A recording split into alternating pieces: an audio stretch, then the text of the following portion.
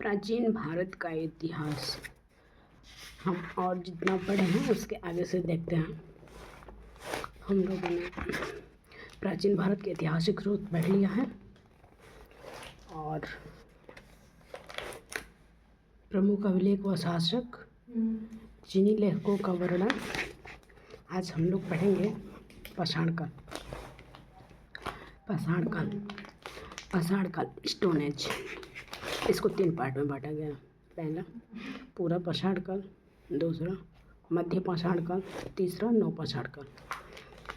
पूरा पाषाण काल 26 लाख से 9000 ईसा पूर्व रहा है और मध्य पाषाण काल 9000 ईसा पूर्व से 4000 ईसा पूर्व तक और नवपाषाण काल 4000 ईसा पूर्व से 2500 ईसा पूर्व। अब हम पूरा पाषाण काल के पार्ट को देखते हैं। पूरा पाषाण काल को भी 3 भाग में बांटा गया है। पहला निम्न पूरा पाषाण काल जो 26 लाख से 50,000 ईसा पूर्व तक रहा है। दूसरा मध्य पूरा पाषाण काल 50,000 ईसा पूर्व से 40,000 ईसा पूर्व तक रहा है और उच्च पूरा पाषाण काल 40,000 ईसा पूर्व से 9,000 ईसा पूर्व तक रहा है।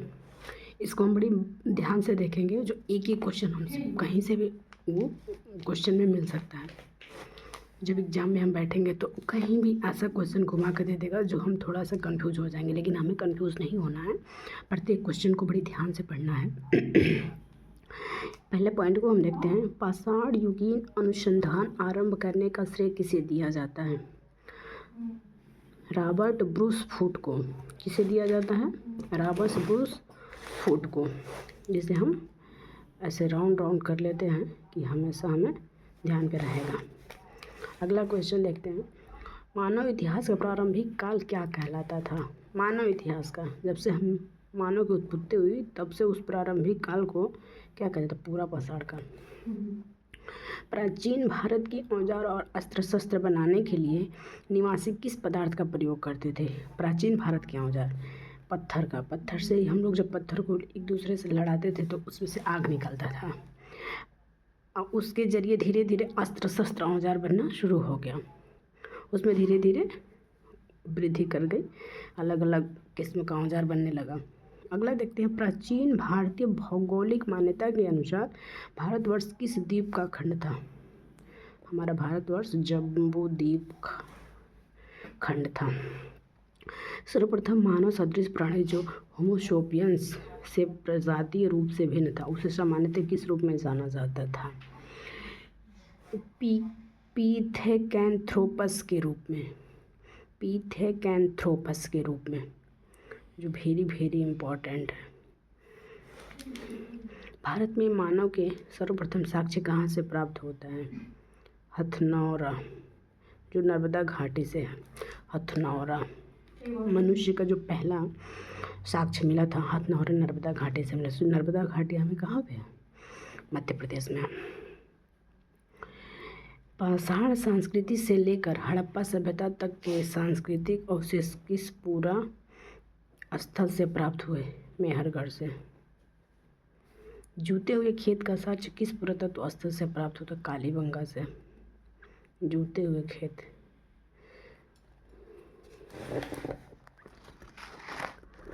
आज हम देखते हैं। बृहद पाषाण स्मारकों की पहचान किस रूप में की गई है? मृतकों के दफनाने के स्थान के रूप में। बृहद पाषाण स्मारकों की पहचान मृतकों के दफनाने के। प्राचीनतम अस्थायी जीवन के प्रमाण कहाँ से प्राप्त हुए?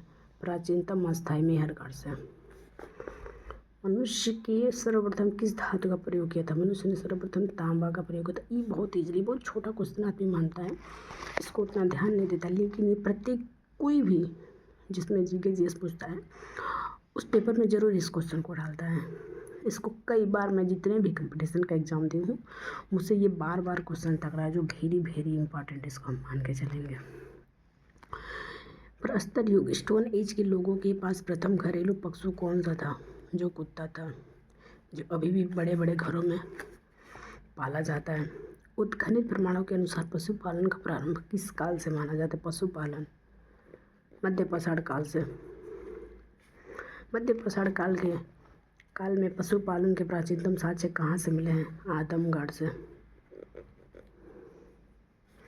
मानव द्वारा खदानों की कृषि सर्वप्रथम किस काल में प्रारंभ हुई थी? नवपाषाण काल में। पूरा पाषाण काल, मध्य पाषाण काल में तो आदमी को बहुत कम चीज़ की जानकारी थी, लेकिन जब धीरे धीरे नवपाषाण काल में आदमी आया तो सब पता चल गया कृषि कैसे किया जाता है, मध्य पाषाण में क्या क्या हुआ था। उस हिसाब से मानव द्वारा प्रयोग में लाया जाने वाला प्रथम अनाज कौन सा था? जौ था। चाकोलिथिक युग को किस अन्य नाम से जाना जाता है? ताम्रपाषाण काल। चाकोलिथिक युग। आगे हम लोग देखते हैं ताम्रपाषाण कालीन स्तर। इनाम गांव कहाँ पे है? महाराष्ट्र में है। जहाँ पे साक्ष्य प्राप्त हुए कच्ची मिट्टी के मकान व गोलाकार गड्ढों वाले मकान के साक्ष्य मिले हैं। गोलाकार गड्ढों वाले मकान मिले हैं। दायमाबाद जो महाराष्ट्र में है।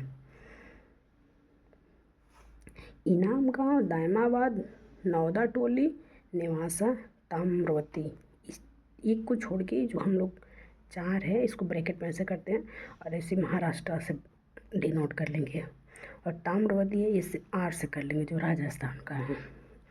तब इसको एक ही बार पढ़ लेंगे, पर महाराष्ट्र का है। तो इनाम गांव में क्या क्या हुआ था? कच्ची मिट्टी के मकान व गोलाकार गड्ढों वाले मकान के साक्ष्य मिले थे।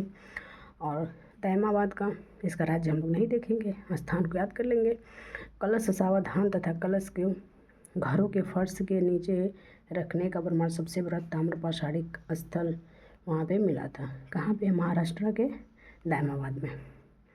नौदा टोली जो हमको पता ही है कि महाराष्ट्र में है, तो इसका उत्खनन HD संकालिया द्वारा, किसके द्वारा? HD संकालिया द्वारा चित्रित काले मृत भांड के प्रमाण मिले हैं।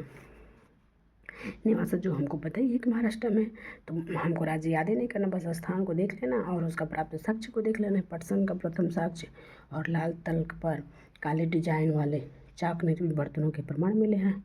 तो जो हमें पटसन का प्रथम साक्ष्य ये देख लेना है और लाल तल पर काले डिजाइन वाली चौक निर्मित मिली है। और हम ताम्रवती थोड़ा राजस्थान है तो इसको हमको स्थान भी देखना होगा, राज्य भी देखना होगा और कहाँ से क्या प्राप्त हुआ है। तो यहाँ से प्राप्त काले मृत भांड सफ़ेद रैखिक चित्रों से सजे रहते थे। काले मृत भांड जो अभी भी जहाँ जिस राज्य में जो स्थान पे जो चीज़ें प्राप्त हुई है, आज भी उस चीज़ों का थोड़ा बहुत चलन है। जो वहाँ का जो निवासी रहता है वो उस चीज़ को यूज करता ही है। नवपाषाण काल शब्द का सर्वप्रथम प्रयोग 1865 में सर जॉन लोबॉक ने किया था। सर जॉन लोबॉक ने किया था।